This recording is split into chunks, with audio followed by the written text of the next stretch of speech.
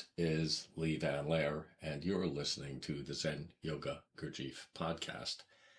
And today we're going to launch a little project talking about the paintings of Hieronymus Bosch, a painter who lived in the mid to late 15th century in Europe. He was in what is now the Netherlands, in a little town called Esoteric Bosch. And he painted some of the most unusual paintings you've ever seen. They're kind of weird. People don't know what to think of them. But there they are. They show us some of the most extraordinary images we've ever seen in any era. They look weird, inexplicable, disturbing. And yet, every single element in a Hieronymus Bosch painting is a carefully thought out symbolic element and a narrative that you can read. It would take a really long time to go through any one of these paintings, and I've done that in my books, The Esoteric Bosch and Bosch Decoded. I think that the point is that anyone who looks at the paintings can see that they're esoteric paintings, not just weird paintings, and that they tell stories. They don't just present colorful images of strange, monstrous chimeras and other creatures like his imitators did. But today, we're going to talk about one little interesting feature in the painting, The Temptation of St. Anthony, which is currently in the museum in Lisbon. And in order to do that, we're going to look at a number of different figures. We won't linger on too long on any one of them. But if we look at the left-hand panel of this painting, we're going to see an image of St. Anthony being dragged through a kind of hellish landscape towards the central panel. That's where all the conflict takes place.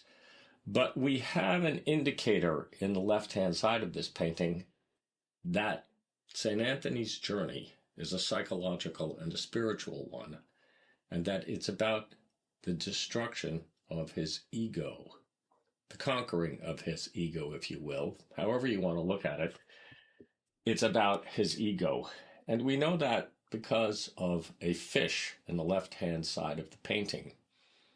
This particular fish represents the ego. It's got wheels and cricket legs. It's heavily defended and it's highly mobile.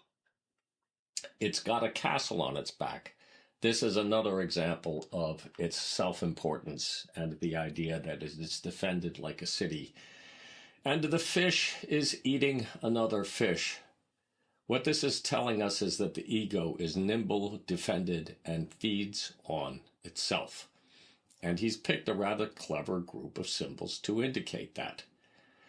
So, when we come to the center panel, if we look at the upper left-hand corner, we have an interesting image there indeed, and that is a man who looks like a spirit.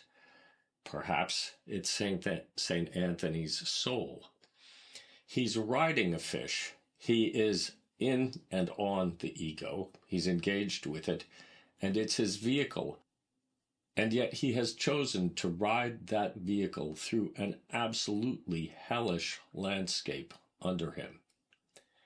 That hellish landscape is not too far off paintings of near-death experience, which Hieronymus Bosch did, probably the first image in art that ever gave us a vision according to the reports that have been made about near-death experiences.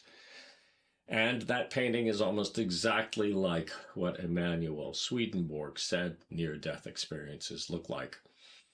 He's not quite there yet, though. The tunnel of light that the souls go through isn't really present in this painting. Instead, we just have an intimation of it in the distance. But most tellingly, the figure that's riding this fish is carrying a bow. That is to say, he is a hunter. He is on a search for something, and he is in a spiritual state. This is why he looks like a spirit. It may, in fact, be St. Anthony's soul. So the ego is willing to travel through the depths of hell to become something real. If we look at the bottom of the painting here in the center, we see another fish. In fact, it's the fish that we saw on the left-hand side, only now instead of wearing a hard shell, it's covered with a supple red cloak. It's still armored, but the armor has changed some. It's more personal. The defenses are tangible in the terms of a sword, and you're up close to it. You can see all the details of the ego. Just above that fish, you see a fish which has been splayed. It's a skate, true, they are different fish, but what we are seeing here is a picture of the ego laid bare. So when we look at the immensely complicated symbols in the central panel, each one of which has a special meaning in this struggle to free oneself of egoistic impulses, we can easily get confused. So we try to remember the subject here. The fish is an ego, and we could say that about fish everywhere they appear in Bosch's paintings because he used symbols quite consistently from painting to painting. The fish is an ego, and how do we know that? Well, here's where the clue lies. Let's go to the right side of the painting, and let's look in the center. Under the red cloak, there's the fish, dead with an arrow in it. And the evil little imp that's holding the fish is obviously very upset about it. St. Anthony watches, contemplating and reading what is no doubt a Bible. But the point is that in this third panel, where St. Anthony has survived the ordeal, he has conquered the ego. It's shrunk to a tiny thing. It's lost its royal cloak, and it is now reduced to almost nothing. So just this one little journey through one little set of symbols tells you that everything you look at in a Bosch painting has more to it than meets the eye. And we'll wrap it up there for today, and we'll see what we do next time, because we're going to be looking at more than one painting and more than one cool thing on this show. For now, this is Lee Van Laer signing off. Remember, if you like this post, to click the like button, share it, and subscribe. Thanks for listening.